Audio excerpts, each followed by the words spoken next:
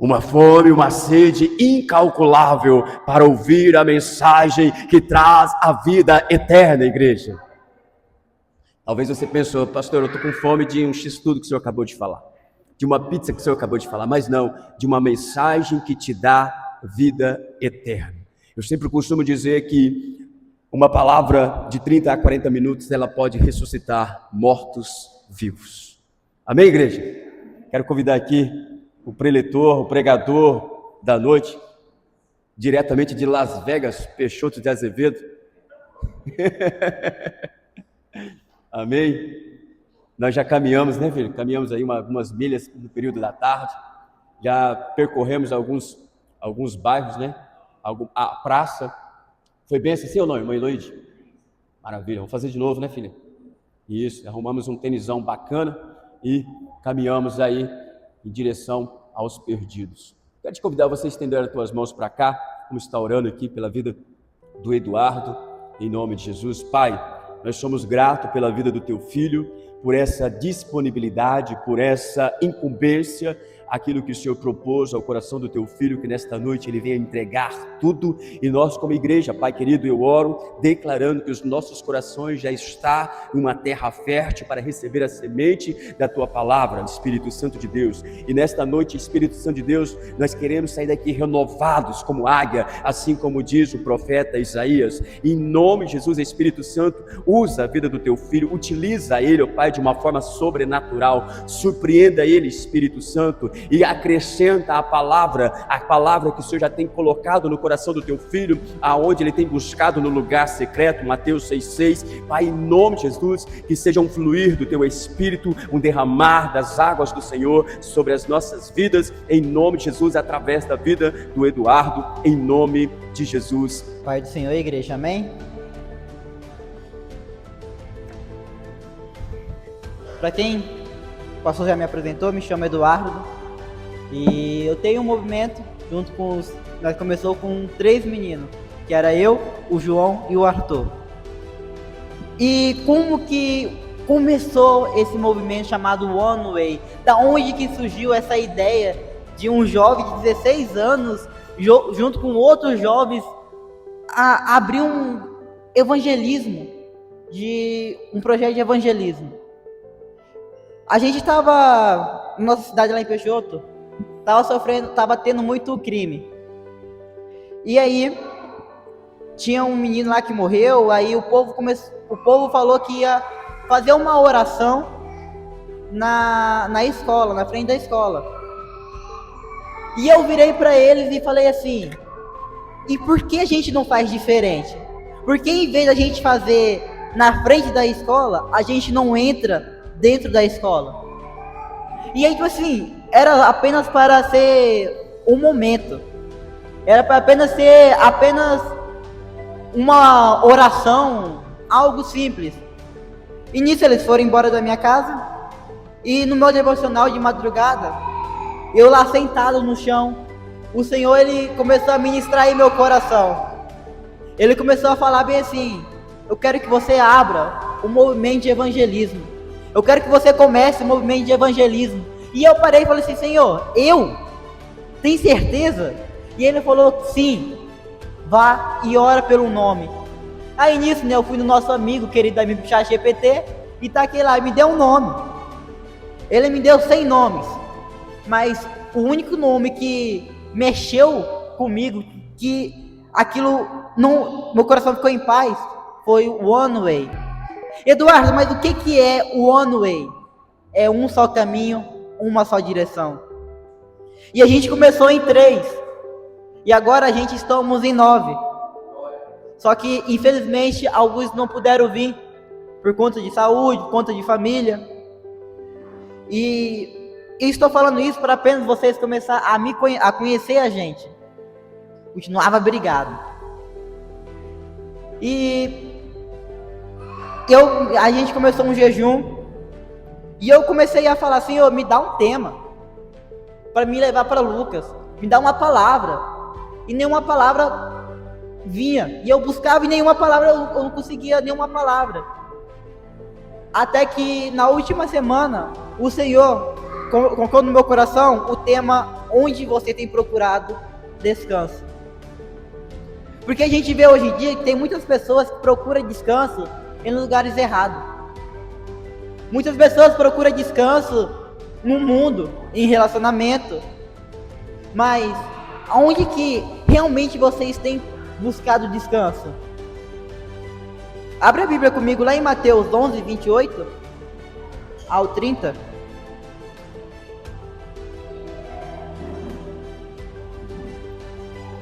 Venha a mim, todos vocês que estão cansados e sobrecarregados, e eu lhe darei descanso. Tome sobre vocês o meu jugo e aprenda de mim, pois sou manso e humilde de coração. E vocês encontrarão descanso para suas almas, pois o meu jugo é suave e o meu fardo é leve. Amém? Vivemos em uma geração cansada emocionalmente, mentalmente e espiritualmente. Vocês podem ver que hoje a nossa geração, ela vive muito cansada. Ela vive cansada espiritualmente, cansada mentalmente. E muitos jovens estão na igreja, muitas pessoas vêm à igreja, servem no ministério, canta, tocam, evangeliza, participa do culto, mas por dentro estão exaustos. O desânimo espiritual não chega de uma vez, ele vai entrando aos poucos. Primeiro a oração diminui, depois a leitura da palavra, depois a vontade de buscar, e quando a gente percebemos, estamos tentando viver a vida cristã apenas com as nossas próprias forças. Mas Jesus, olhando para aqueles que estavam cansados, faz um convite poderoso: venha a mim.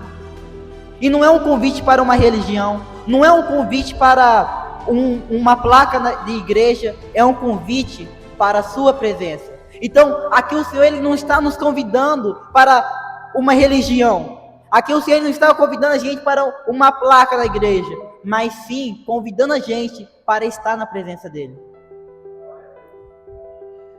Quando estamos cansados, naturalmente a gente procura algo para aliviar. O problema não é o descanso.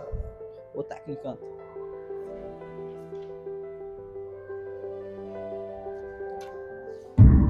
O problema é procurar descanso no lugar errado. Alguns procuram nas festas, outros procuram no relacionamento, outros procuram em vícios, outros passam a hora tentando preencher o vazio com entretenimento, mas nada disso consegue curar uma alma cansada.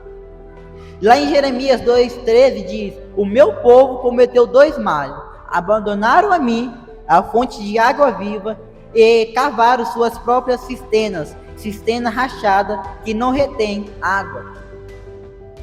O mundo, ele oferece distração, e Jesus oferece o descanso. Então, muitas vezes a gente está procurando coisas em lugares errados. Muitas vezes a gente está procurando descanso em lugares errados. Lugares que não era para nós estar procurando descanso. Enquanto Jesus está dizendo: ei, vem até mim que eu lhe darei o descanso. A gente está vivendo, a gente vive procurando coisas para descansar a nossa alma, mas muitas vezes a gente procura no lugar errado. E existe uma grande diferença entre os dois. Jesus oferece o descanso e o mundo oferece a distração. A distração faz você esquecer o problema por algumas horas, e Jesus transforma a sua vida por completo. E o segundo tópico é: Jesus não pede desempenho, Ele oferece descanso. Uma das coisas mais lindas desse texto é que Jesus não diz: venha a mim quando estiverem fortes. Ele não diz: venha quando resolver os seus problemas. Ele não diz: venha quando estiver tudo certo. Mas Ele diz: venha cansado.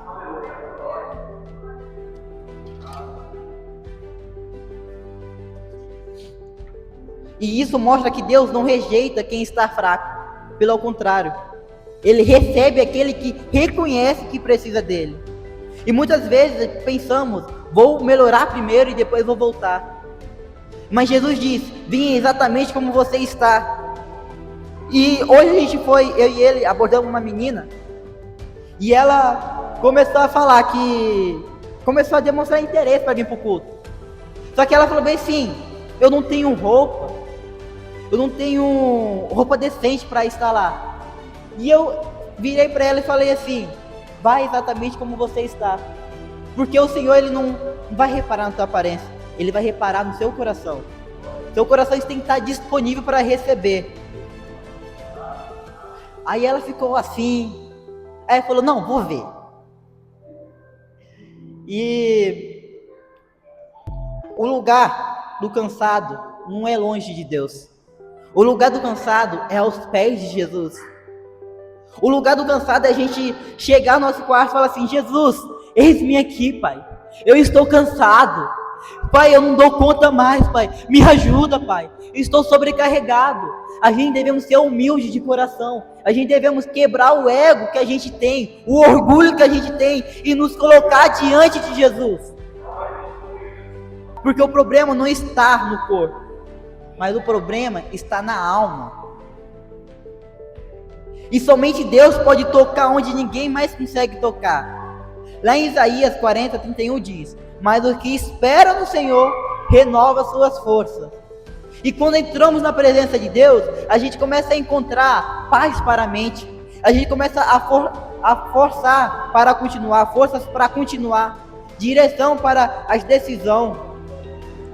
Quando a gente entra na presença de Deus, a gente consegue a esperança para o futuro. E a presença de Deus faz aquilo que nenhuma outra coisa consegue fazer. Eu lembro que antes da gente vir para cá, a gente foi em Sinop. E lá a gente teve um momento de evangelismo na praça. E a gente evangelizando, eu e o João, fomos em um grupo que estava sentado de adolescentes.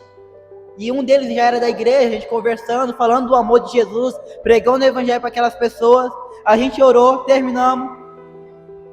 Até que a gente viu 2 jovens. Aí um deles, os dois estavam vendendo trufa. E aí um deles falou assim: não, vamos embora, aqui não tem nada para a gente.